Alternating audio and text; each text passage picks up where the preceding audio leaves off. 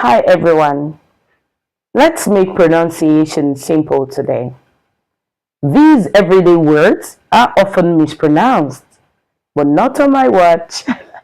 We will go through them together, slowly and clearly, so you can speak more confidently.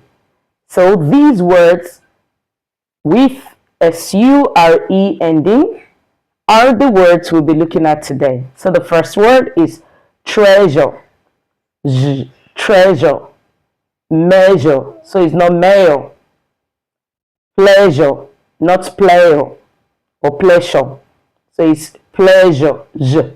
Then we have leisure or leisure.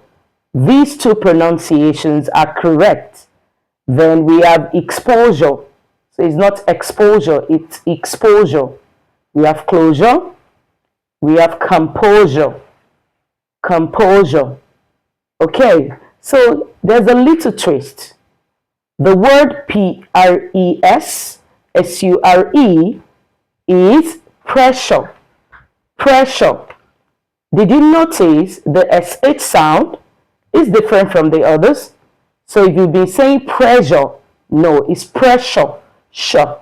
So try saying these words out aloud every day and watch your confidence grow.